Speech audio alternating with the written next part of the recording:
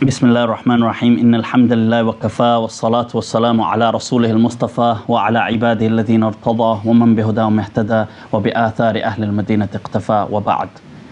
Right, فالسلام عليكم ورحمة الله تعالى وبركاته. We've reached مكروهات الصلاة. We're correct. نعم. يا دكتور إن شاء الله اقرأ لنا, read for us إن شاء الله. بسم الله الرحمن الرحيم. وأما مكروهات الصلاة فالدعاء بعد الإحرام وقبل القراءة والدعاء في أثناء الفاتحة وأثناء السورة والدعاء في الركوع والدعاء بعد التشهد الأول والدعاء بعد السلام الإمام والسجود على الثياب. Okay, I'll tell you what, just stop there for a moment, then we'll just go through this. Right, ad-du'a. So he's beginning with those actions which are discouraged within the salah, as in the reprehensible, shouldn't be done. If you do them, it doesn't invalidate the salah. However, you should try to avoid them. If you remember, in the last session, we went over things that you can do in salah and that are encouraged, and amongst them was du'a. And we did mention that the Malikiya they not only encourage du'a, but they encourage du'a in all matters and affairs of a person's life. So it's not just restricted to things like some madhabs might say only those du'as which came in the sunnah. So a person could technically, you could ask for, like the fuqaha say, an apple in salah. And you could ask for anything in salah. So that's, having emphasized that, we now come to those things which are reprehensible. Now we know that the Malikiya and the school of Medina encourages du'a within salah, but now it is showing guidelines that du'a has a place within salah. Obviously it has a type of maqam, it's esteemed and so on, but it has a certain spatial capacity in which you're meant to be praying. You're not meant to be when I say praying, I mean du'a. You're not meant to be doing du'a in every single moment of salah. Salah has its own required things to do. So if a person starts doing du'a as soon as he does takbir or she does takbir, Allahu Akbar, and starts making du'a, that would be makruh. Okay, so du'a ba'd al-ihram, and which includes, by the way, saying, like subhanaka Allahumma wa bihamdik and stuff like this, or du'a tawji, Allahumma inni wajjahtu wajhi, what the Hanafi madhab or the Shafi'i madhab or other madhabs, and I know from the Malikiyya some as well, Ibn Sha'ban and other people. But the point is that generally when you say your takbir, you straight away go into Fatiha. No du'a, no subhanakallah, no a'udhu billah, no bismillah, just alhamdulillahi rabbil alameen. That's it. And the takbir, as the ulama have said, is enough to scare away the shaitan. Some people have kind of brought up this thing, when you say a'udhu billah, it's supposed to scare away the shaitan, and now, you're not saying a'udhu billah, so what's scaring away the shaitan? So the Malikiyya have kind of answered, look, don't worry about it. They said the takbir has got this. Okay, so when you say Allahu Akbar, that's scared away, or it's frightened away the shaitan. You don't need to worry about that. Du'a during Fatiha, you shouldn't stop Fatiha and start your du'a. Common sense people. Athna surah, during a surah, it could be that somebody is reading a surah, and in a surah there's verses of Jahannam or verses of Jannah, and there's verses and somebody starts saying, Allah give me, or something like this. The point is, it's makruh. You shouldn't be doing it. Wa du'a fi ruku'. When you're in ruku' is for tasbih, it's for glorification, it's not actually for du'a. Du'a ba'd al-tashahhud al-awwal. This is if you are praying in a 3 or more rak'ah salah, maghrib, isha, asr, dhuhr, whatever. If you've sat for the first tashahhud and you're now about to get up, so you've done the first tashahhud, you shouldn't continue to start reading other things, and you should get up, because that is from the sunnah, that you only read the tashahhud and then you stand up for the third rak'ah. You don't start doing your du'a and doing... but what's interesting, once again, is it does not invalidate. Now we know that... so if a person does... Let's say a person forgot, and they start saying, Allahumma salli ala Muhammad wa ala ali Muhammad, and so on. This does not invalidate the salah, neither does it necessitate or does it require a sujood al-sahw. Okay, unlike the Hanafi madhab, which has said if you say Allahumma salli, it doesn't, but if you say Allahumma salli ala Muhammad, that it does that many words, that it kind of, and which they've been criticized for. I'm not trying to criticize them, but I mean, they have been criticized for that, for saying that, because it just doesn't, what they're saying from a fiqhi point might be different, but rationally, when you listen to what's actually being said, it doesn't sound very good, does it? It doesn't sound like, if you say, oh Allah bless, it's okay, but if you say, oh Allah bless the Prophet, then you got to do sujood al-sahw. This obviously doesn't sound very good, does it? So the fuqaha have kind of really had a bit of a field day. No, the Hanafi madhab has said that. So the point being that any type of statements within salah that are like dhikr and stuff like this do not mandate sujood al-sahw, okay? So you don't have to do sujood al-sahw for them. Right, dua fi ba'd as-salam al-imam. So when the imam has done his salam, you shouldn't be continuing in your dua. So, because that is a place for dua. That is a place. So when you're sitting in the last tashahhud and you're waiting, you're praying behind an imam, and the imam is, you're waiting for him to do the salam, that point after tashahhud and so on is a place for dua. So you're meant to be doing dua there, and you can be doing it in, and we've done this before, in any language, you can be doing all of that. But now, if the imam says assalamu alaikum, and you carry on, okay, one is fair enough, you just finish your sentence or your word, whatever you're saying, and then do the salam. But you shouldn't just now carry on of, you know, I forgot to ask for that iPad. Let me just get that in there, and I forgot to ask for. You shouldn't be trying to do these type of things. You shouldn't be trying to just carry on, because the hadith says إِنَّمَا جُعِلَ الْإِمَامِ لِيُؤْتَمَّ بِهِ, that the imam has been placed to be followed. And the hadith mentions when he does takbir, the takbir, and he says, وَإِذَا سَلَّمْ فَسَلِّمُوا, when he does salam, then you do salam. It's a command. So, وَالسُّجُودُ عَلَى الثِّيَابِ وَالْبُسُطِ وَشَبْهِهِمَا مِمَّا فِيهِ رَفَاهِيَةٌ. Okay, now, this is, when you're doing sujood, it's recommended. Now, the Malikiya generally discourage doing sujood upon things of luxury. And so, carpets and sometimes on rugs and this type of stuff, or having certain cloths set out to do sujood upon, is seen as, it is discouraged within the madhab. They do say بخلاف الحصير فإنه لا يكره السجود عليها ولكن تركها أولى, that as opposed to what, you know, you get these straw type of mats, these you know, you get these the kind of reed mat. What do you call them? Reed. Okay, yeah, like, yeah, okay, reed mat. So those, the Maliki, because it's a natural thing, they say it's better not to do, but it's not so discouraged to be praying on the. What does this mean? Because really, wherever we go, people generally in this, where we are, will have, they will have a carpet, or whether you go into the masjid, they will have the prayer mats kind of laid out. The carpet will be designed like that usually, and so on. The thing is that, don't worry about that. It's all okay. It's all good. This is really, in my understanding, this is talking about specifically going out of your way to do this, or doing this on purpose, in a sense that you say, okay, now it's, this is why, in my understanding, salah should be natural. If you're in a place you need to pray, just pray. As long as whatever's before you looks apparently clean, then that's fine. You don't need a prayer mat.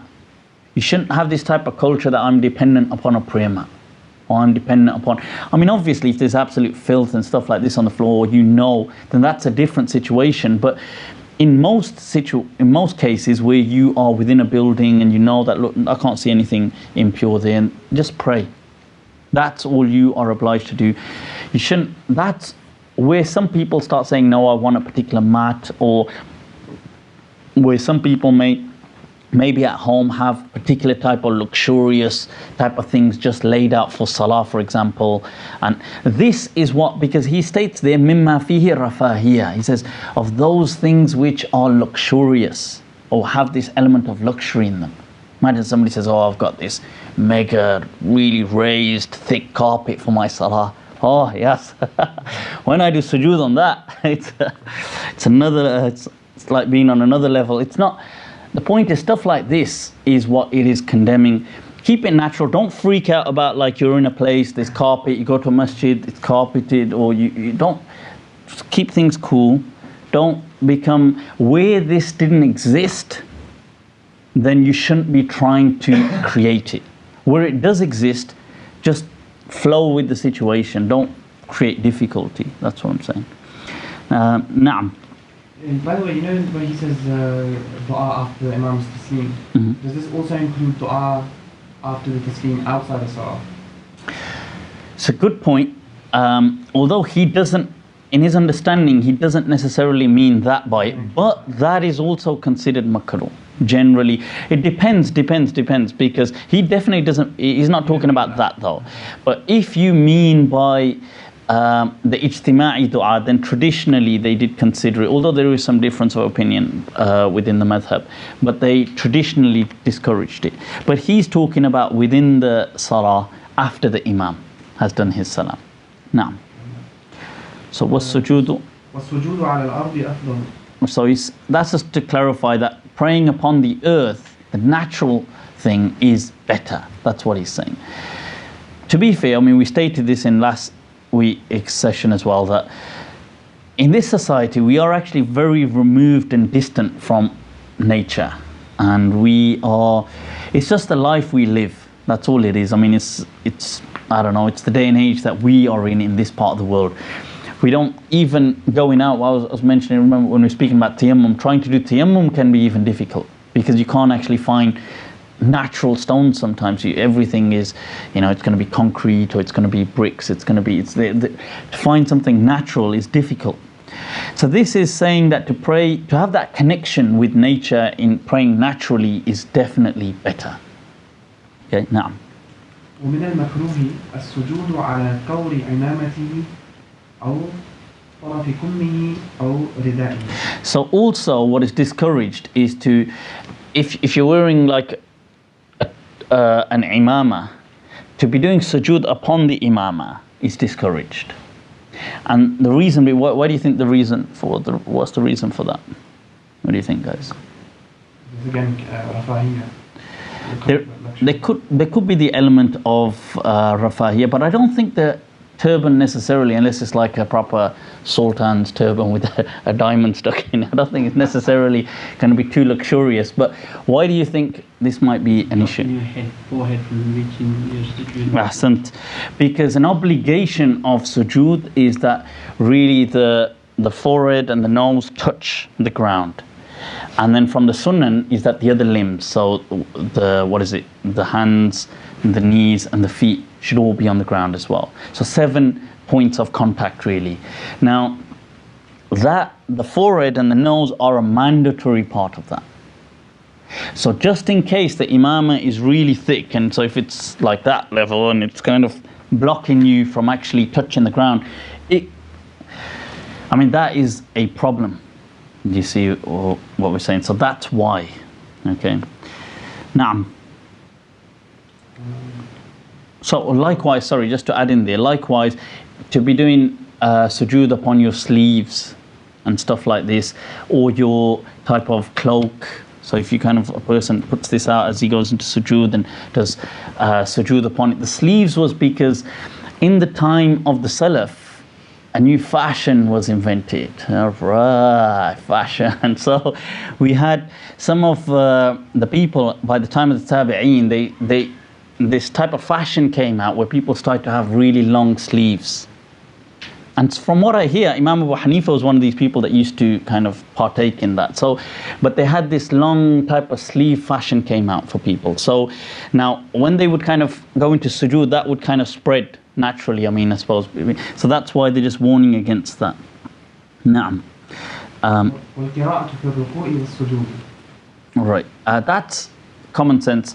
Once again, when we mention dua shouldn't be done in sujood, in ruku', recitation shouldn't be done in ruku' either. Recitation shouldn't be done in sujood either. It's not that there's anything wrong, it's just that it's not a place. The Prophet ﷺ said that when you're in when you're in sujood, أكثروا من الدعاء, that do more dua, فإنه قمن أن يستجاب لكم. It is more deserving that you will be, your dua will be accepted. So it's a place of dua. If you are reciting certain verses which are du'as, that is fine. Like Rabbana la tuzigh qulubana, like let's say you're reading a verse which is a dua, that's fine. But you just recitation, somebody shouldn't just be doing, it's not the place. You see, the question here isn't, somebody could ask a question. It's a fair question. Like let's say I ask, since Mazari is back, so let's say we ask Mazari, right? Somebody could say, look, but are you saying that it's wrong to recite the Quran? Why the Quran has been revealed for any time and every time? What's wrong with reciting the Quran? Why are you saying it's discouraged to recite the Quran? Why do you think it's discouraged to recite the Quran? Isn't it the place? Is it the place to recite the Quran? Somebody could say, but it's the closest you're going to be to Allah. Why is that not the place? Because the hadith says, أَقْرَبُ مَا يَكُونُ الْعَبْدِ, the closest a person is to Allah is in sujood. So you're in the closest type of proximity to Allah. Why is that not the place to? Are you turning people away from the book of Allah? It's like Sallu kama ra'aytumuni usalli, so the Prophet was teaching us that. Allahu Akbar. There you go. فَلْيَحْذَرِ الَّذِينَ يُخَالِفُونَ عَنْ أَمْرِهِ, as Imam Malik said when he was asked about, Imam Malik was asked about where do we tie the ihram from. Somebody said, I'll tie it from when I'm coming to this place, and Imam Malik said, tie it from here. And he said, well, I'll just tie it from home. And Imam Malik read the verse, فَلْيَحْذَرِ الَّذِينَ يُخَالِفُونَ عَنْ أَمْرِهِ أَنْ تُصِيبَهُمْ فِتْنَةٌ وَيُصِيبَهُمْ عَذَابٌ أَلِيمٌ.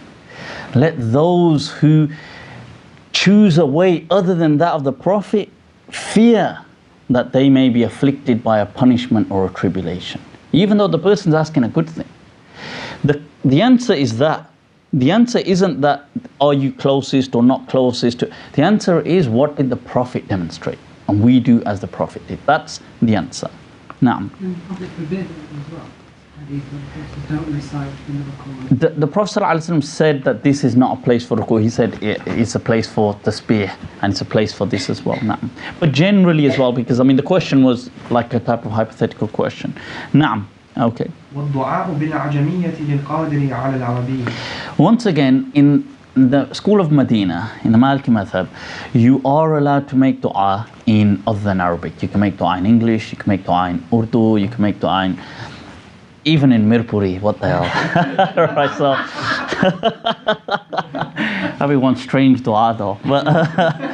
But the thing is that you can make dua in Salah, in any type of language you want. Allah subhanahu wa ta'ala understands all languages, right? You can do it in bat slang if you want. Oh, Muhammadu's not here, is he? No, so the thing is, you can make dua in any type of language. You should stick to Arabic if you know Arabic. If you don't know Arabic, then any other language. If you know Arabic, you should stick to Arabic because it is the language of the Quran, of the revelation, of the Salah. So it's more compatible with the. But if a person doesn't know Arabic, then in any language, that is fine. It's acceptable, okay? So, and what's interesting here, I'll tell you what's interesting, is it's a personal touch to Salah. It personalizes the Salah for you. Salah shouldn't just be, it is a ritual, but it shouldn't just be merely a ritual. If a person wants to make dua, he should make dua in Salah. It is more deserving that it will be kind of accepted. So that's a really, I think, a key aspect of connecting a person to their Salah. Naam. والالتفات في الصلاة.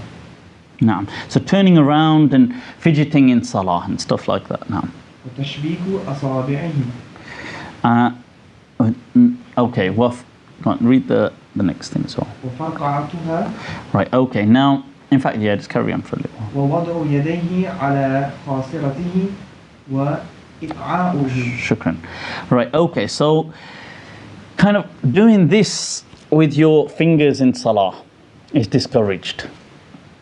Okay, and the Prophet ﷺ teaches us in a hadith that do not, this is called tashbikul asabi, kind of making your fingers cross into each other like this.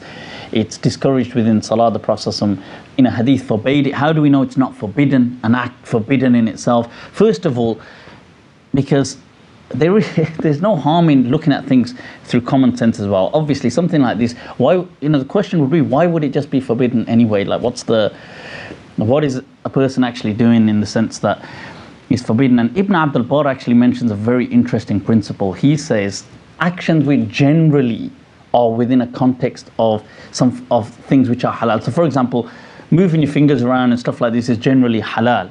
So when you get something, when you have a prohibition in that, whatever the remit is, so in this action, in this example, is to do with moving your fingers around and stuff, whatever it is. So for example, there's a hadith which tells you not to walk around in one shoe.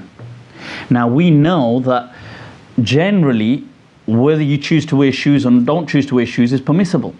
So whenever you get a prohibition in a realm or a remit that is permissible, then Ibn Abdul Barr highlights in his commentary on the Muwatta that this usually demonstrates that prohibition is not for tahrim. It's not for making something haram, it's just to discourage something.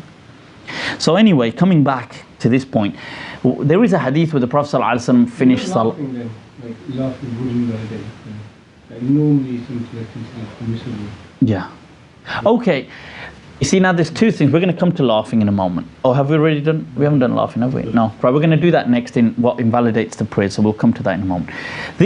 Doing this within Salah, or generally, we have a hadith that the Prophet ﷺ, once after Salah, as he spoke to people, he went like that with his fingers, and he demonstrated as well. There's another hadith as well where he spoke about when the iman is torn out of a person's heart, and he demonstrated like this. So the action in itself, I know you're probably thinking, why am I going on? Because some people have actually historically thought maybe it's just totally haram to do something like this, which doesn't really make much sense. But the next thing was, like kind of cracking your fingers and kind of popping them like that. That's discouraged. Once again, you're just fidgeting. That's why it's discouraged. It's ruining the khushu', the type of focus of salah for yourself and other people. Placing your hands upon your hips in salah. It's like Superman pose. You know what is interesting here? What is interesting with this? Anybody? What do you think is interesting? Shows it might be something. Ahsant. That's it. That's what I wanted to get at. What's more interesting than the actual ruling, obviously it's common sense that that's gonna be discouraged. We're just standing there in salah like that. Right? Like showing attitude. But what is more interesting is how would have your hands reached, or what would have they been doing by the hips, unless you were praying with sadr, with your hands at the side. Which is an interesting point.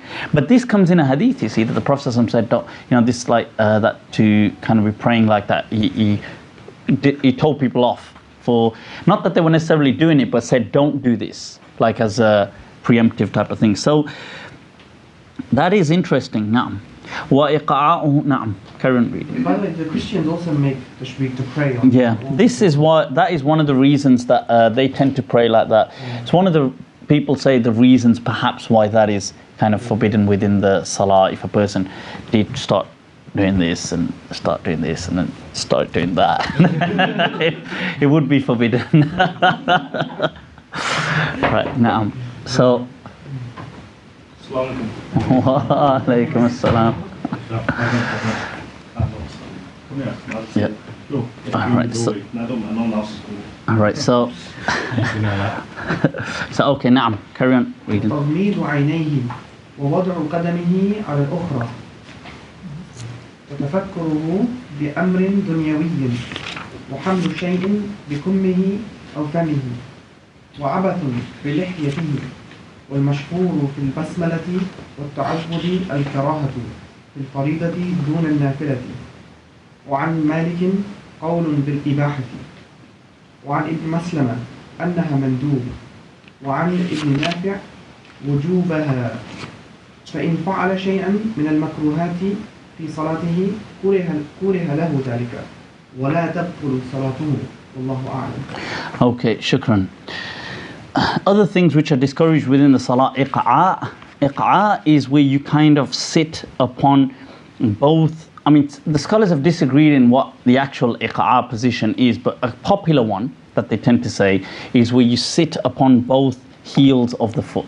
So you kind of, that's one popular type of, so if a person had both feet kind of resting and he's sitting upon the heels of both feet. Other people have said, no, that isn't iqa. Iqa is kind of like almost sitting as though you've kind of got like both legs like this, like the way this one is. So you're kind of just resting as though you're sitting there like that, like as though you know, some people just sometimes sit down, especially in other parts of the world. It's a bit almost like a custom. Sometimes people tend to just sit.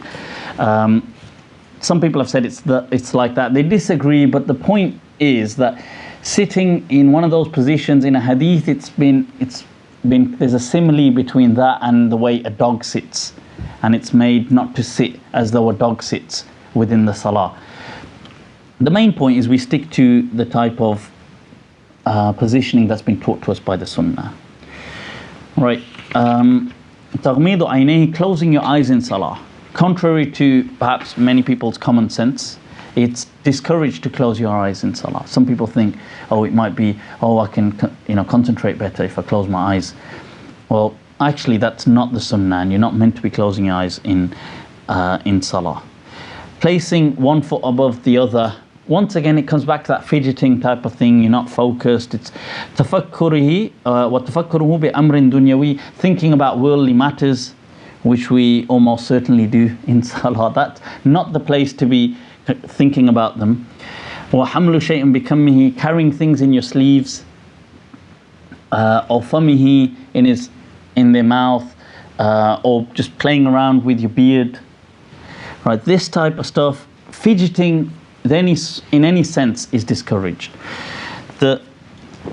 He mentions now Bismillah, saying Bismillah ar-Rahman ar-Rahim is discouraged, as is saying A'udhu Billahi Minash Shaitanir Rajim in the obligatory prayer, not in the voluntary prayer. And the reason for this as well, once again, because the understanding of the predominant understanding of the school of Medina was that this was not the customary practice of the Prophet ﷺ.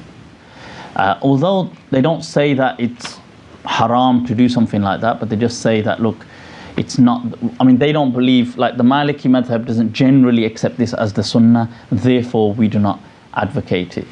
So, but he has mentioned here a difference of opinion within the school as well, that there are some people that have said, there's transmissions from Imam Malik where he said it's okay to say Bismillah, and some said it's recommended. He quotes Ibn Maslama, student of Imam Malik, and to the extent he quotes Ibn Nafi', one of the Madniyin students, saying no, it's obligatory, you have to say Bismillah, because he kind of had the position of it being a verse of Fatiha. Because some people like the Shafi'i madhab do believe that Bismillah ar-Rahman ar-Rahim is one of the verses of Surah Al-Fatiha, and therefore you have to say. And this is why Al-Imam Al-Mazari, when he was asked about the Bismillah, he said, Madhabu Malik ala qawlin wahid, man lam yubasmil, or man basmala fa salatuhu sahiha. And he said that the madhab of Malik is upon one opinion, that anybody who does, meaning that although we don't do the Bismillah, but he's saying that anybody who does do it, their salah is still valid. Whereas he says the madhab of Shafi'i is ala qawlin wahid, whoever doesn't do it, their salah is invalid. So he was kind of trying to say to people, look, if it's going to cause a problem, just do it, don't worry about it. But generally, why it might cause a problem, especially if you were the imam and you were leading many Shafi'is and stuff like this, and obviously they may have a huge problem in the sense that why did he not read Bismillah, our salah is invalid, he hasn't read Fatiha correctly, stuff like this. So the point being that we don't generally do it. As soon as you start your salah, you say Alhamdulillah Rabbil Alameen and read like that. Anybody who does a discouraged act, it does not invalidate his salah, as stated before, but it's discouraged. The definition of discouraged in the Maliki madhab is not like the Hanafiya. We do not split, and the Shafi'iyya to some extent, but generally the Hanafiya, we don't split into this what is like a haram version of makruh and just a discouraged version. Makruh is just discouraged, as Hattab states, that is actually still within the realms of permissibility. So if this was the realm of permissibility, it's just the slightly more shaded end of it, that's all. Realm of permissibility, it's not within implement. And one of the definitions that the ulama say is it's better not to do it than to do it. Okay, so do they say that if you don't do it, you're rewarded? That's one of the definitions some ulama give, that it's, but I don't know if that always counts, because then there's usuli distinctions about halit tark fi'l and the whole thing, you know, that is abstinence an action, and that begins the whole, by not doing something am I actually doing something, do you see what I mean? And so that begins a whole another debate. Here it's very, because you see makruh things you think of as being permissible but not very good. Yeah. But here they're saying, they're not saying to not say Bismillah is mustahab. They're saying it's makruh. To say it, yeah. Makruh to say it. So you shouldn't say it. People struggle with that. I mean, they struggle with the fact that you're actually saying that I will be rewarded if I don't say it. Right. It's not mustahab, it's actually makruh. It's not, Yeah. not mustahab. I understand what you mean, that like to avoid the makruhat is from really the fact that we don't say Bismillah. So a person could say, by conscientiously not doing that, I'm being rewarded. How could I be rewarded for not saying Bismillah? It comes back to the same answer we said before. It's about you're being rewarded for following the way of the Prophet. So that's Sallallahu Alaihi Wasallam. So it's not about getting into religious type of polemics like that. Naam, mandubatu salah. It's not, is it getting too warm in here? Is it warm? It's warm? Should we open the door? No? It's a bit warm. It is, I'll tell you what, Bilal, just open the door, just to be on the... Right. Naam, mandubatu salah. ويستحب للمكلف أن يتنفل قبل الظهر وبعدها وقبل العصر وبعد المغرب، ويستحب الزيادة في النفل بعد المغرب، وهذا كله ليس بواجب وإنما هو على طريق الاستحباب. Okay, lahza. So these are the recommended acts within Salah, that it's recommended or recommended acts of Salah, or to do with Salah, regarding Salah, that it's recommended for a person. Mukallaf is any person who is liable Islamically, that he prays Nephal before Dhuhr and after Dhuhr. Okay, وقبل العصر وبعد المغرب. So generally the Malikiya tend to pray them in twos. Okay, so 2 rak'ah before Dhuhr, 2 after, 2 before Asr if you want to, and 2 after Maghrib. Right, so these are ويستحب زيادة في النفل بعد المغرب. After Maghrib, it's kind of encouraged. If you want to do more Nafal, it's been encouraged through the ahadith and stuff like this to do more Nafal. It is a time where many of these Nawafil have huge rewards associated with them. And he mentions all of this is nothing to do with obligation. It's not. It's only a recommendation. He says, "Ala tariq al-istihbab." It's recommended to do it. Okay. Naam. وكذلك يستحب الضحى والتراويح وتحية المسجد والشفع وأقله ركعتان والوتر ركعة بعده وهو سنة مؤكدة. لحظة. Okay, so likewise now he's going into some of the other things which are recommended. Duha, which is the early morning, is praying Nafal in the early morning. So what I mean by the early morning is after Subah, so after Fajr has finished or Subah has finished, after sunrise, a while after it. So you might say something like, I don't know, maybe, usually they would say once the sun had risen to a reasonable degree, that a person could start praying Duha. And you could pray that. So just saying approximately, it could be anything like from 7 o'clock to 9 o'clock, 10 o'clock, whatever. I'm just saying, I'm just giving a rough type of idea that a person, if they wanted to pray Nafal at that time, it's encouraged. Is that a question? No. Oh, right, okay. Ibn Umar to incur Duha.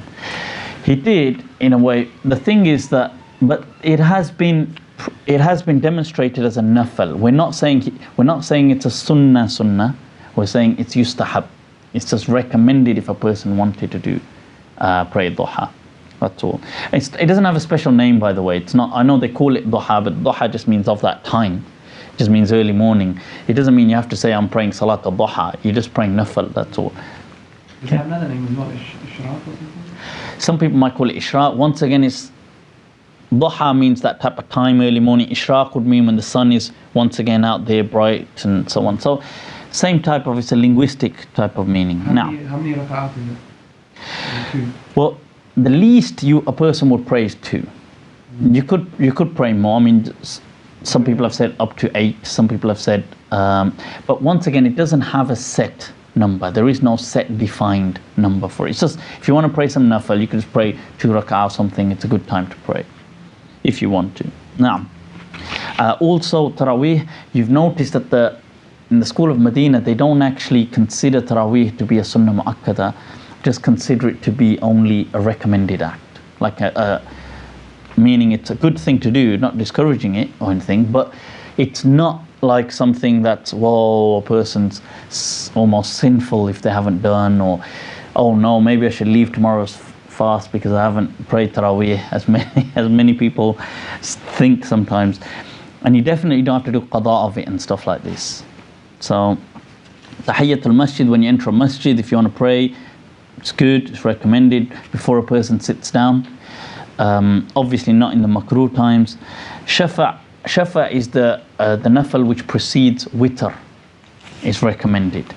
Then he mentions, well, witr is 1 rak'ah and it is a sunnah. It is a sunnah. So that is an emphasized sunnah. Witr in itself is actually just 1 rak'ah. Okay? If you pray Nephal before it, that's a good way to do it. It's good practice to pray like that. Okay? But in essence, witr is just 1 rak'ah, which comes after. Now. والقراءة في الشفع والوتر جهرا ويقرأ في الشفع في ركعة الأولى بأم القرآن. So we hear that the recitation in witr and the 2 rak'ah which come before it, the prayers of the night generally, the recitation of them, and he's highlighting witr here, is audible, it's allowed. The person is praying loud. But obviously, all of this should be common sense. You shouldn't be disturbing people when you're doing stuff like that. But it is good to pray the night prayers aloud. Okay, now. في الركعة الأولى بأم القرآن وسبح اسم ربك الأعلى وفي الثانية بأم القرآن وقل يا أيها الكافرون وفي الوتر بأم القرآن وقل هو الله أحد والمعوذتين وركعة الفجر من الرغائب. Shukran. Okay, so here he's just mentioned what you can recite in the Nephal before witr. This is like, it's a recommended suggestion. That's all it is. It's just a guideline. It's not like you have to do this. Or he just says, oh, you can read Fatiha, which we call al-Quran, and then Sabbih isma rabbikal a'la. In the second rak'ah after Fatiha, you can read Qul ya ayyuhal kafirun. In witr, you can read after Fatiha Qul Allahu ahad and Qul a'udhu bi rabbil falaq and Qul a'udhu bi rabbin nas. It's just a recommendation. It doesn't mean you have to do that. It's just a good way that's been demonstrated. The 2 rak'at, rak'at al-fajr, what the sunnah or the recommended prayer for the morning prayer for fajr is actually called fajr in the Maliki madhab. Okay, so what other madhabs sometimes call the sunnah of fajr, we actually call that fajr, and we call the fard subah. So the fard prayer, like in the morning, is called subah, and the Nephal which comes before it, or the sunnah, whatever you want to call it, that comes before it, the 2 rak'ah, is called fajr. So I know in the other madhabs they tend to call the actual obligatory prayer, the whole thing, they tend to call it fajr, which is fine as well. It's only linguistic.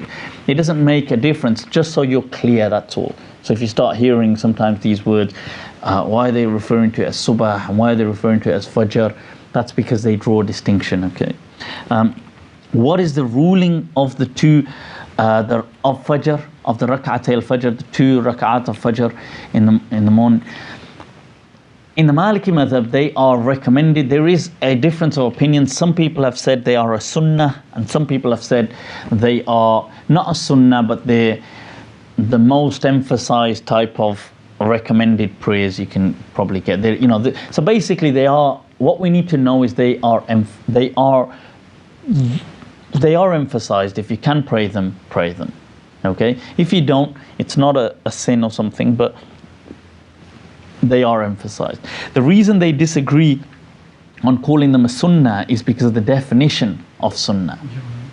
Yeah, because some people had said that a sunnah was that which had to kind of be practiced in a jama'ah, had to be practiced in a congregation and so on, and this obviously then caused complications on classifying this as a sunnah and so on. But main thing, don't worry about it. It's recommended. It has been emphasized. I know in the Hanafi madhab it's highly emphasized. It's very, very emphasized. Like, I don't think it's to that extent in the Maliki madhab the way they emphasize it, but it is still emphasized. Like, they will, to the extent, like, if the salah has begun, they will still kind of encourage that you kind of know, you go pray your Fajr first. And I know some Malikiya do allow that. They allow it, but listen, they will allow it really with the understanding and this is how it should be done. It should only be done like that if you were already praying it and the salah had begun and you feel you can quickly finish. Otherwise, the hadith says, anybody, what does the hadith say? Random one. إذا أقيمت الصلاة, that when the iqamah has taken place, فلا صلاة إلا المكتوبة, that when the iqamah has taken place, then there is no salah except the obligatory salah. So if you are in a Nephal prayer, really you should break your Nephal prayer and you break it with a salam, okay, unless you felt you could quickly finish it. So for example, if I've just began praying my Fajr now, like I've just began, and the Imam begins his Faridah, really I should just break my... But here some ulama have given space saying, well, if you could hurry, then okay. But if I was in my second rak'ah, and now the Imam begins, then it's much more likely I can just very quickly finish it. So here it's more likely that you just catch up. So the main thing is and if you come to the masjid and the Imam is praying, then you shouldn't just start your own Nephal and stuff like this. And even worse is what some people do. They stand in the actual row where the salah is going on and pray their own Nephal. That is absolutely out of order.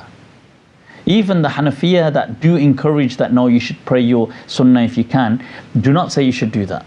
They say, in fact, you should, in a corner of a masjid if you can, then okay, or in the courtyard of the masjid, they write, you can pray your Fajr and then catch the Subah. But they don't say stand in the actual row where everybody else is praying. You're just the one person doing your own thing, and everybody else is praying with the Jama'ah. So, na'am. But I'm saying in the Fajr, some Fajr salahs were long. So yeah. There would be time for you to finish. Yeah, I mean, to be fair, some were reasonably long and stuff like this. But generally, the hadith says that, look, if the fard has started, just join the congregation. And that's what we should kind of do. I always thought the Maliki position was that you complete the fard and then you don't break it. No. You complete it where they had said you have... once again, the only thing that they would say is, if you have completed a rak'ah of a prayer, then you've actually done something of the prayer. So in that case, many have said, look, listen, you can quickly finish the other rak'ah. I did say that some have said, look, listen, if you feel you can quickly, you already started, but you think, oh, this Imam's going to take long, like Zamir just said, look, he's going to recite, let's say, I don't know, he's going to recite at least 2-3 pages or 2 pages within his, and I can quickly just finish and catch up, then okay, I mean, it's not, but the hadith is there that when the salah has begun, remember, there is no salah except the maktuba. So it's weird. We shouldn't be too worried about, but I mean, like I said, if you've done it, you think you can do it, okay, do it, but don't be kind of like jeopardizing the fara'id over this. That's now. ويقرأ فيهما سرا بأم القرآن فقط والله أعلم. This thing of that you recite in the Fajr prayer just Fatiha only. It is within the Maliki madhab, they do say this. There is a difference of opinion, and really the difference of opinion is quite valid and strong. Qadi Abu Bakr ibn al-Arabi speaks about it to some length as well, where he mentions, look, listen, you can read a short surah very quickly. What they're basing this on is the hadith of Aisha radiallahu anha, where she would say that the Prophet ﷺ would read Fajr so quickly that I would say, did he even read a surah? Or she would say, I don't think that he even read a surah. Like, that's how quickly he read his Fajr prayer. this doesn't clearly negate that he did, although the general Maliki position is that for Fajr they just sometimes just read Fatiha, that's it.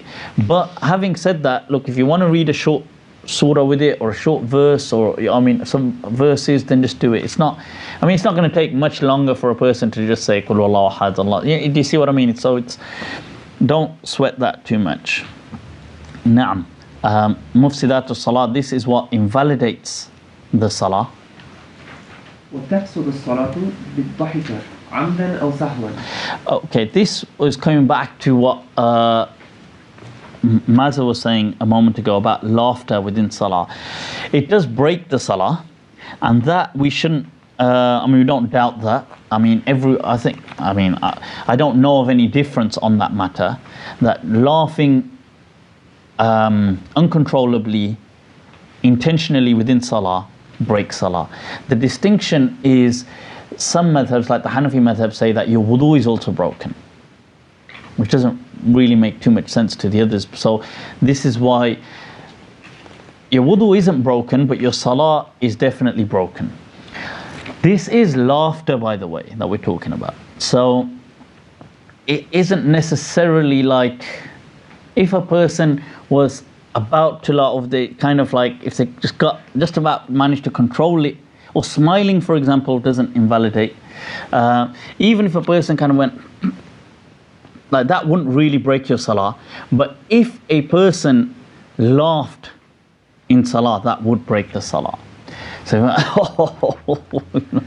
person starts like. Is it based on a narration in Tabarani that man came? It is based on a narration in Tabarani that, but the narration has been critiqued by many ulama as well. There's a narration that a blind person came and he walked into he was walking whilst a group of companions were praying, and he walked right into a ditch. So everybody kind of cracked up and started laughing, and in the Salah. So, oh, give me five. So they start all laughing in Salah. So what happens is, in that narration, the Prophet ﷺ reprimands them, tells them off, but then also says to them, go and repeat your wudu. Now, based on arguing on the validity of this hadith, meaning from the angle of if the hadith is valid from its sanad, then what's understood by making them repeat their wudu was just a case to kind of bring them into a state of heightened consciousness and awareness of what they're doing.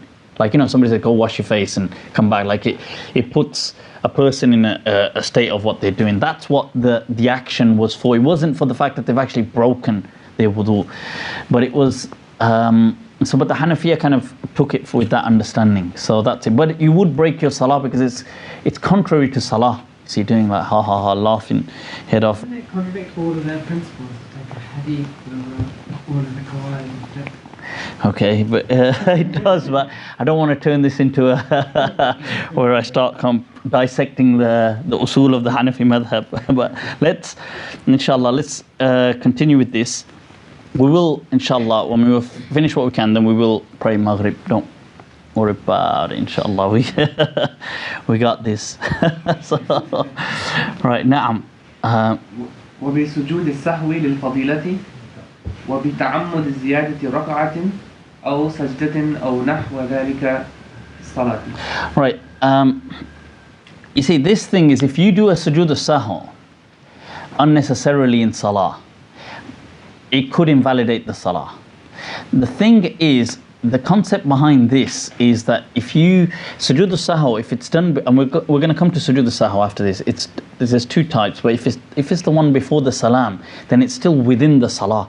And if you are intentionally adding elements of prayer to the prayer, which don't belong there, it could be.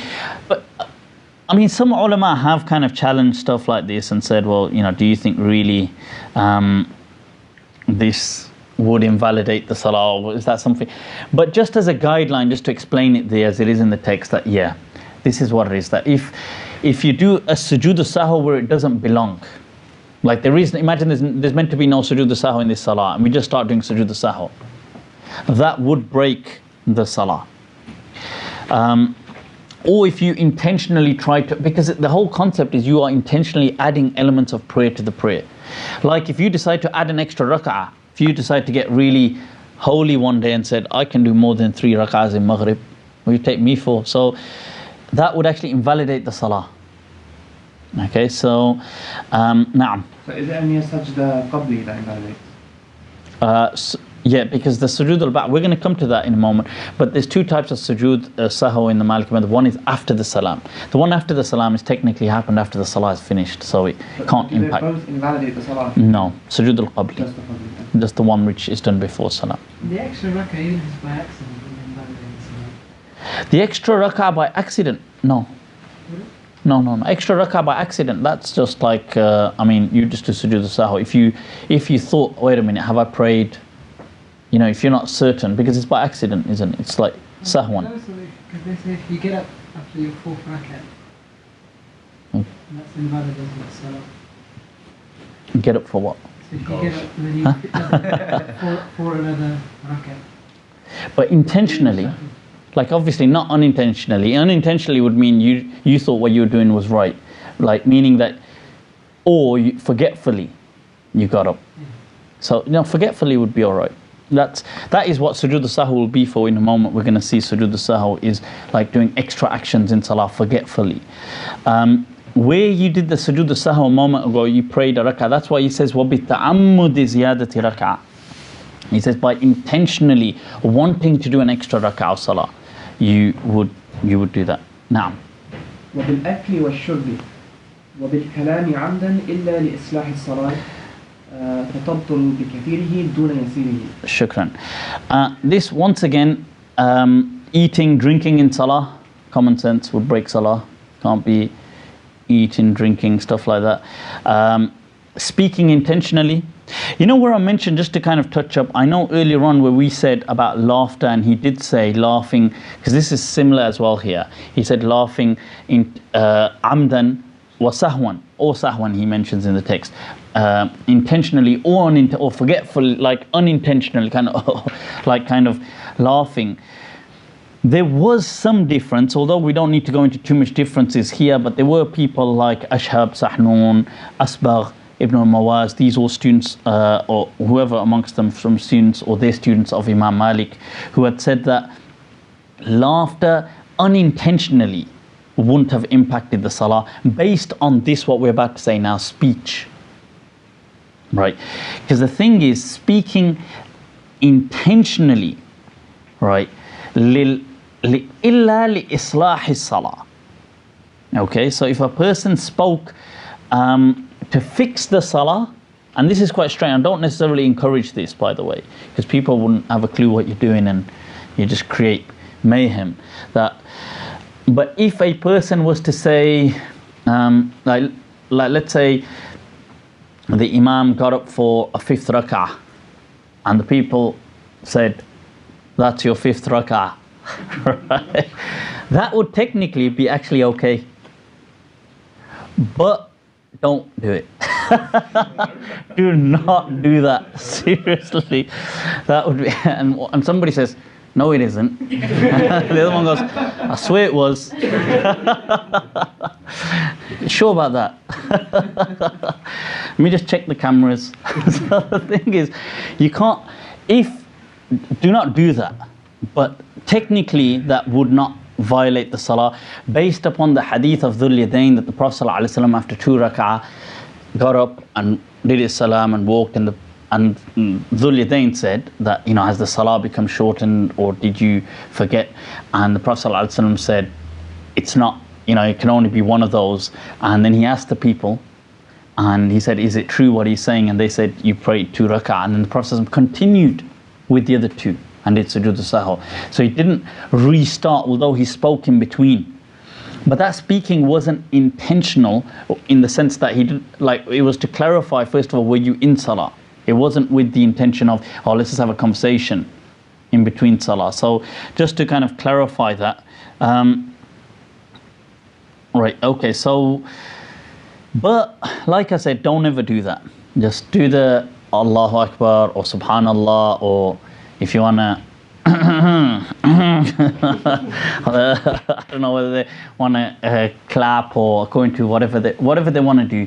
The general practices that you find usually what they tend to do is like say Subhanallah, or they tend to say like Allahu Akbar, something like this, and the person usually figures it out. Unless he thinks, they're doing their own jama'ah. Rebels.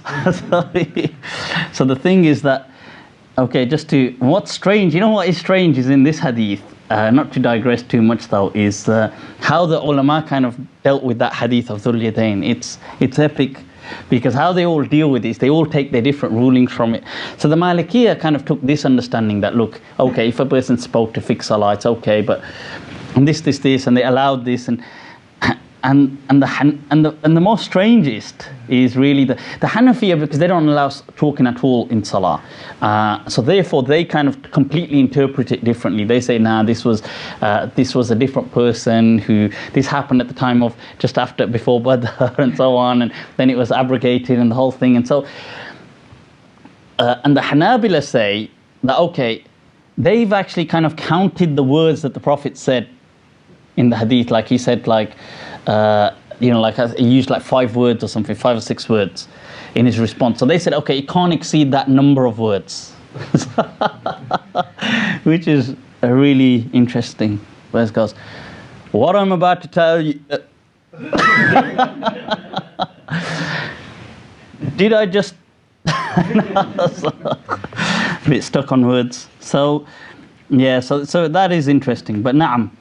By the way, if you've got a little bit of food in your mouth, tiny bit before the salah, and you end up swallowing it. Like a whole burger. A whole burger. Allahu Akbar. So Yeah, something like that. if you start if you swallow something that's already, let's say, stuck between the teeth and stuff like, it wouldn't invalidate the salah. But if you eat in salah and drink, it would invalidate the salah, because obviously. Can you have chewing gum? Do you think you can have chewing gum? Let me put that brain to some. Let me exercise it. What do you think? You don't chew on it. No, you're not allowed to have chewing gum.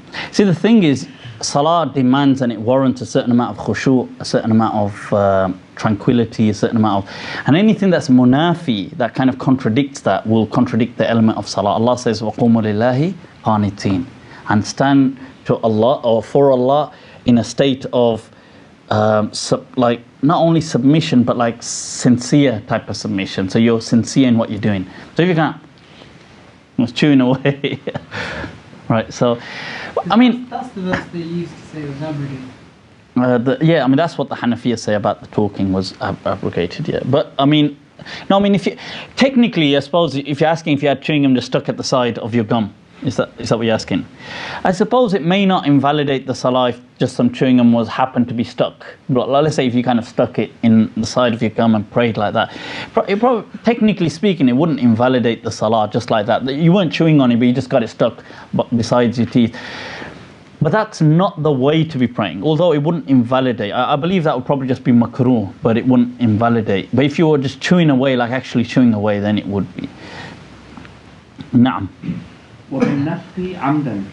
You see, to the extent that this, and there is difference of opinion on this, I know, but the point is that to the extent that when you see, they say even going like and start like, like making these type of sounds, and whether it's blowing or going or doing stuff like this intentionally, to the extent they say that can invalidate the salah, because the whole concept is intentionally doing something which is not part of salah. And you're doing it, why are you doing it? Because that's the question. You're doing it on purpose, you're choosing to do it. Why are you doing it? One is like, I just, like subconsciously started doing it. That's different, that's okay. But I know I'm about to do this now in salah. Like, you know what you're doing. So you can't start doing it. The mouth is blowing, do they mean like clearing the throat? That it would include that by extension, but it doesn't mean clearing. This just means the person making sounds like this and doing stuff, basically just being silly within the salah intentionally. What about if you burp out loud? God, then I think you can have some other problems when you finish the salah. No, that definitely be. I mean, you see, once again, it'd come back to if you are doing these things intentionally, just like I know I'm going to do this now that I'm in Salah, I'm going to do this, then I think it may take that same ruling that it may invalidate, because you're intentionally just if it just happened, a person, first of all, it's definitely bad manners and unacceptable to be doing that. If a person did it unintentionally, it just happened, then I suppose it would be makruh for him not to have kind of like covered his mouth and controlled or whatever, but it wouldn't invalidate the Salah. Okay, so unless it triggered something radioactive. Naam.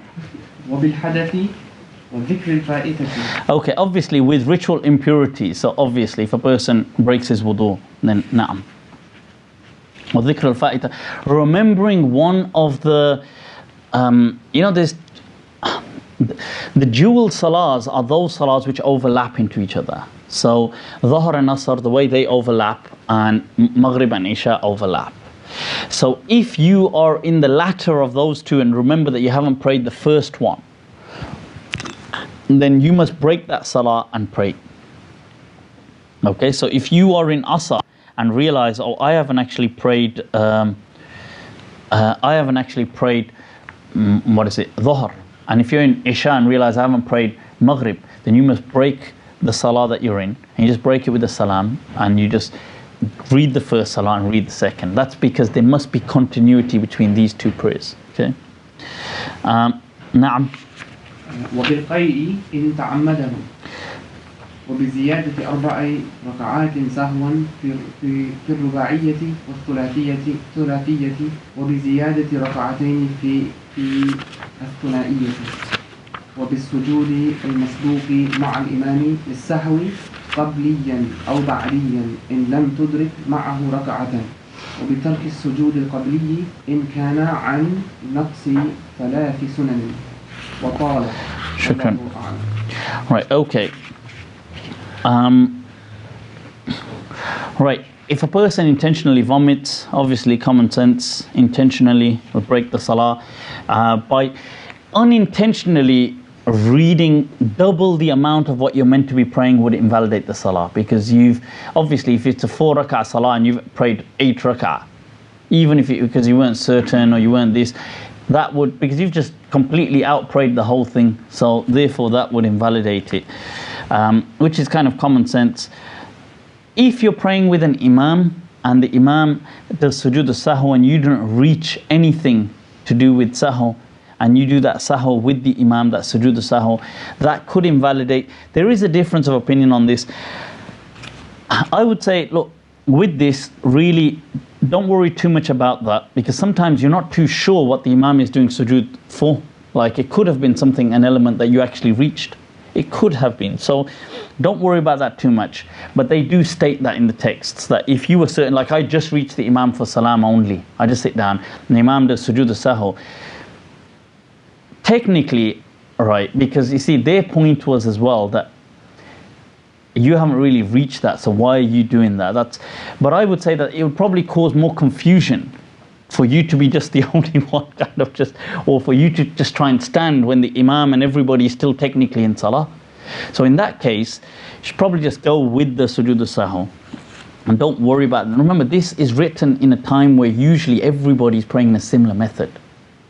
And in those societies, in this society, they ain't usually doing that. So, people won't understand why you're doing certain things. So it makes more sense to just keep the peace. Okay.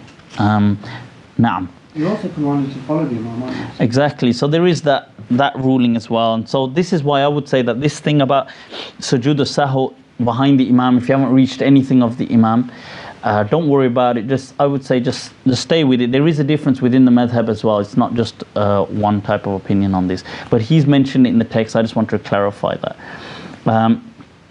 If a person leaves sujood al-sahw for having missed 3 sunnahs or more, and he just leaves it, in that case they say his salah could be invalid, as he's mentioned in the text. This is if you're praying on your own and you know you missed out certain sunnah, and you don't do sujood al-sahw.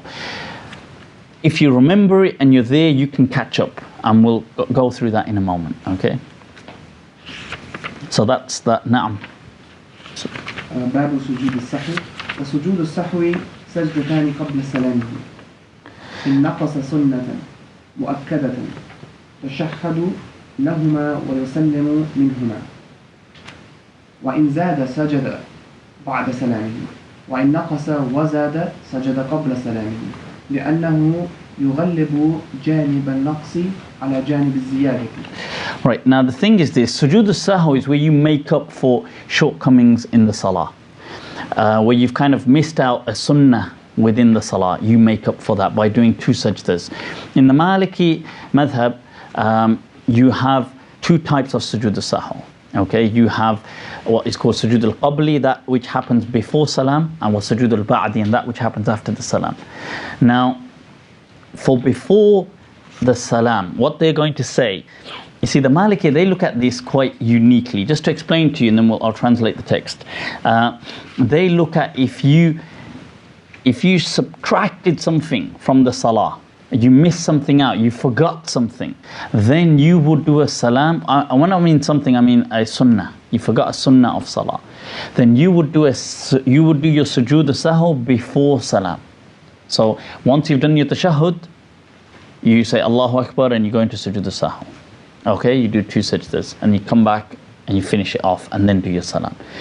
If you didn't forget something but you increased something in salah, so you decided to kind of, not intentionally obviously, but let's say unintentionally, you, I don't know, let's say you got up for your fifth rak'ah and then realized, oh, this is my fifth rak'ah. Oh, what am I doing? Sat back down. Or you, so like that, or you weren't sure. Am I praying 2 or 3? So therefore, is this my third rak'ah, my fourth? So you just build on the certain one, 3. And therefore, there's a chance that you've read something extra. For anything extra, you do the sujood after the salam. So once you've done your tashahhud, you say assalamu alaikum and then go into sujood. Allahu Akbar. Okay, so you have two types of sujood. Sujood, sujood al-qabli wa sujood al-ba'di. So he mentions there's two. That which is before the salam, if he decreased a sunnah mu'akkada, what he does is he does his tashahhud and he does his salam, yusallimu minhuma wa in zada sajada ba'da salam. And if he increased in salah, he does a sujood after the salam. You know, why is the first one wajib and the other one minhu? Right. The only thing is that technically once you've done salam, you've actually finished your salah. So the sujood al-qabli, the one which you do before the salam, is really 100% within the salah. The other one is attached to the salah by the, like in the periphery. It's like attached to it as an extra, as an attachment to the salah. It's not actually contained within the salah. But then you would have to do salam again.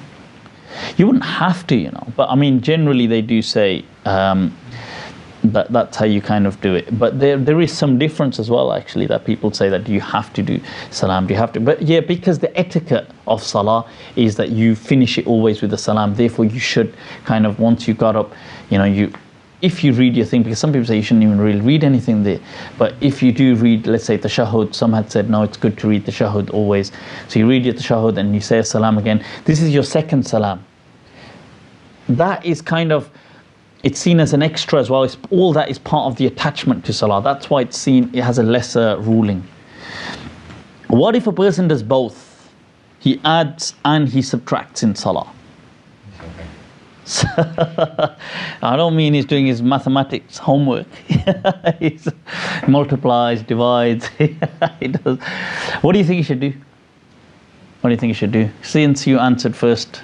I think you should do it before you do this. Before? Anybody for an alternative? Let's say you've got both. You've got before and after. Sorry, not before, what am I saying? If you've got an extra, like you've done something extra and so for example, let's say you forgot to sit for tashahhud in the second rak'ah, but then you stood up for the fifth rak'ah, or do you see what I mean? Like, let's say you did or you weren't sure by the fourth rak'ah, this is my fourth or third, and therefore you ended up making it. So you've done both. It's a positive negative, which is a negative. That was before. That is actually the actual thing that they say, isn't it? To remember it, that whenever you multiply positive by a negative, it's always negative, isn't it? So maths is actually useful here. It is, yeah. So that is the principle to remember, that if it's going to be a sujood al-qabli and ba'di, it will always be, if it's like basically if it incurs both, you always do the one before salam. Okay. Naam. Oh, have you read all of it? والساهي. Yeah, naam. والساهي في صلاته على ثلاثة أقسام. تارة يسهو عن نقص فرض من فلا يجبر بسجود السهو ولا بد من الإتيان به. وإن لم يذكر ذلك حتى سلم أو طال بطلت صلاته ويبتدئها. وتارة يسهو عن فضيلة من فضائل صلاته كالقنوت وربنا ولك الحمد وتكبيرة واحدة وشبه ذلك فلا سجود عليه في شيء من ذلك. ومتى سجد لشيء من ذلك قبل سلامه بطلت صلاته ويبتدئها. Right. Okay. The person who forgets, sahi is somebody who forgets. In his salah, ala thalathati aqsam, there's three different categories. Somebody who forgets an obligatory act of salah. Fala yujbaru bi sujud as-sahw. You can't fix that. Okay, if somebody thinks, oh, did I do two sujood, or did I do one sujood, or I think I only did one sujood, or if somebody thinks, you know what, damn, I just realized I forgot to do ruku', I've gone straight into sujood. You can't fix that with the sujood al-sahw. Wait there, let's just see what he says. وَلَا بُدَّ مِنَ الْإِتْيَانِ بِهِ. He says obviously that stuff has to be done. Even وَإِن لَمْ يَذْكُرْ ذَلِكَ حَتَّى سَلَّمَ وَطَالَ بَطَلَتْ صَلَاةُ. Even if it was till after, then the person has to repeat his salah. What I want to ask is, imagine you are now in your third rak'ah or your second rak'ah and you think, or you realize, better still, you realize that, oh, in your first rak'ah, you know what, I didn't actually do a ruku'. I actually just went straight into sujood. So now you're in your second rak'ah and you realize, you think, damn, because obviously if you were just there and you just do it, isn't it? So like, let's say like right now, if I realized I haven't done, like let's say I realized, oh, I haven't done ruku' and I've gone into sujood, I would just get up and just do ruku' and just carry on from there, wouldn't I? Because whatever was in between is just going to be considered extra, and I'll just do sajda sahw for that because it's an extra part. So, but what about if I've surpassed that point of fixing it? Because like obviously I'm no longer there, I'm now in the second or third rak'ah, and I remember, oh damn, I just realized that in each one of my sajdas, because I always think of one thing in the first sajda and this thing in the second, I just realized in my first rak'ah I only did one sajda, or in my first rak'ah I didn't actually do sujood, or didn't do ruku'. So what would you do now? One option is you break your salah, yeah, as many of the other madhabs will say, you break your salah. Do you think there's another option at this stage? There is indeed. Ah, look at that. Is that the doctor coming out with the, please treat us. Naam. So basically you build upon the rak'ah, basically you discount the first one, it doesn't count, and you start as you consider your second rak'ah as now your first. Excellent. This is actually what the Malikiya refer to as ilgha'u rak'ah. You cancel out a rak'ah mentally. You just cancel it in the head and it's done. Look at the power. Look at the power of the Maliki madhab. Can you see it? You cancel it in the head and it's gone. What happens if in the second rak'ah? You want me to cancel yours? I've been having practice at this now. You know. That's it, I cancelled that last month. No, carry on. No. What happens if you're in the second rak'ah and The shahud. The shahud, yeah. And then you realise that you didn't do the ruku'. So now you're gonna use this rak'ah as your first one. Have you done something extra in it? And sitting. No, you see, if you are there, close to it, you just do it. Like meaning, like if, Like, let's say, were you talking about the first? Where did he make the mistake? He made the mistake in the first one. In the first, but he's now in the second. He's completed the second. He's in the sitting of the second when he's realised it. So he's going to count this second one as his first now. Yeah, exactly. But he's done an extra sitting. It doesn't matter. He's also done a whole extra rak'ah in the beginning. Yeah, but you said that's cancelled. That's what I'm saying. But you've cancelled it. What you've done is you've cancelled it mentally, but it's still left a footprint. It's got a carbon footprint still. So the thing is now, in order to eliminate that carbon footprint, you have to do that sujood al-sahw at the end. So the sujood al-sahw is going to be there for having this extra, because obviously you've done something extra, right? So, and to be honest, I've really, Allahu A'lam, I mean, obviously everybody's research is limited and stuff like this, but I've only ever really come across this explained in the Maliki madhab. I know it definitely doesn't exist like that in the Hanafi madhab. It isn't explained at all like that. I don't know if the Shafi'i have ever explained it like that, but I've really just come across this type of, this ability to kind of, or this method of still salvaging the salah, like as opposed to just breaking it and starting again. Okay, so that's actually, and where would you base this on though? Salvaging this whole basis? This is actually goes right back. I mean, if I recall correctly, you've actually got this quoted in the Mudawwana and the whole thing, and so it goes right back to the actual fatwa of the Imam and from the practices. The thing is based on. It will be based upon the understanding of what sahw can fix and what sahw can't fix and stuff like this, and also the tradition coming right down. So it isn't something that some people just made up like 100, 200, 700 years ago, even 1,000. We're talking right from the time of the Salaf, them teaching this is how you can fix the salah. You're talking about this sajda in that, or you're talking about the ilgha'u rak'ah. That actually, they actually mention how to. They say that alghi tilka rak'ah, like cancel that rak'ah and do this and that. And so, this is another important. Yeah. Let's say you made a mistake in the second rak'ah. Yeah. You just cancel the second rak'ah. So what will happen is the others will fall back. The first one still counts. Yeah. I mean, you would cancel that one rak'ah. I mean, that's the other. We didn't discuss that. Imagine if you made the mistake in the second and you're now in the fourth. You would just consider, like you'd cancel that rak'ah and consider that you've only prayed 3 and you've got to still pray another one. And obviously there's going to be extra things in this salah, therefore you do sujood al-sahw. But this is also the importance of that continuity, succession of teaching.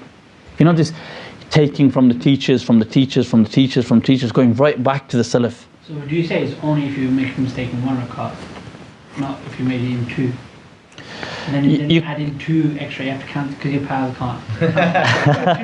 I'm getting pretty good at this cancelling thing though, I can. No, I mean, if you feel that you needed to cancel 2. You see, you could technically cancel 2. The thing was that you're not allowed to kind of add, and what we mentioned before, an equivalent amount of salah to a salah. So if you were praying a 2 rak'ah salah, you can't add 2 rak'ahs to that 2 rak'ah salah. You might as well just pray those 2 rak'ahs again. So it will cancel out in certain things, but you can't do the whole thing again like that now. So, okay, I thought I'll explain that. I hope it's useful. The other person is, he mentions 3 categories. One who's forgotten a fard, وَتَارَةً يَسْهُ عَنْ فَضِيلًا, and somebody who forgets a virtuous or recommended act within salah. He mentions like saying, for example, qunut, or Rabbana wa lakal hamd, or saying one Allahu Akbar, you forget to say that, or these type of things you forget. Imagine you forgot to do tasbih.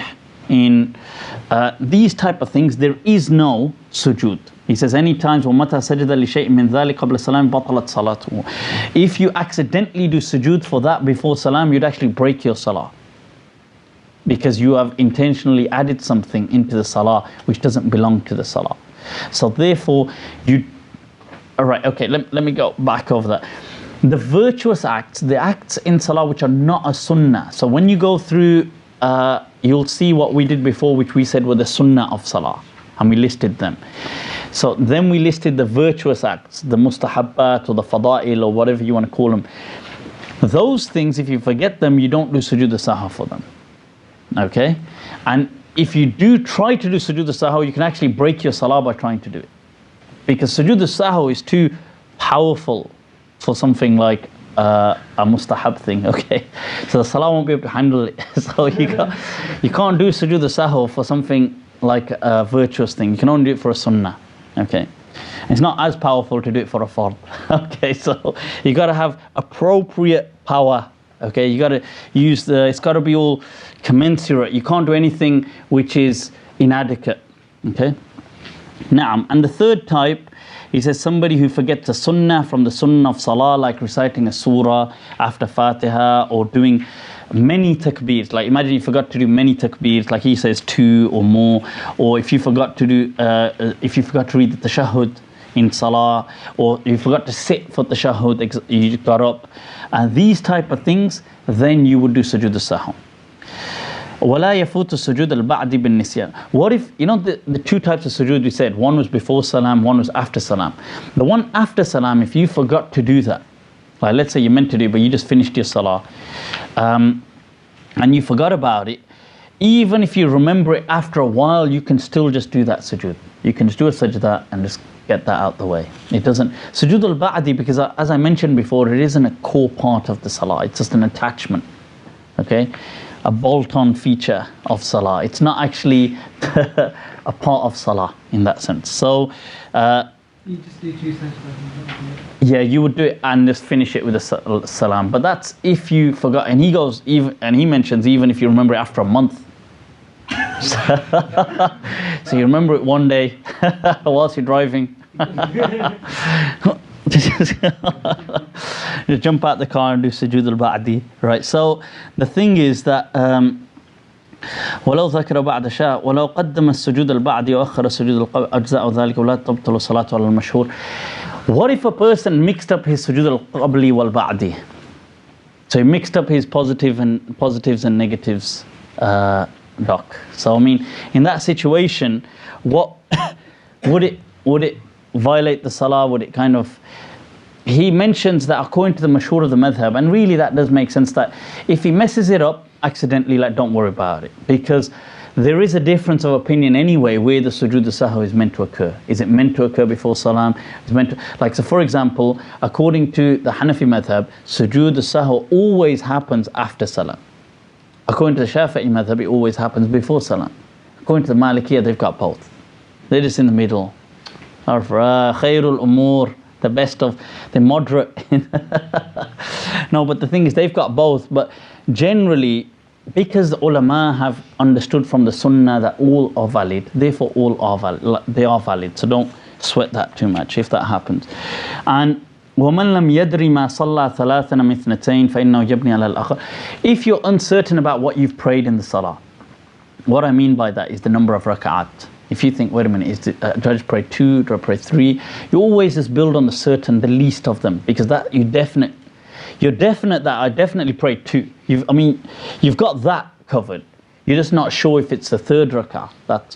So in that case, you always go back to certainty and build upon it. Okay? And for the doubt, you do a sujood after the salam. But just to clarify, if you're somebody that constantly gets doubts, then just ignore your doubt altogether. I mean, you can build on certainty if you want, otherwise just you can ignore it altogether.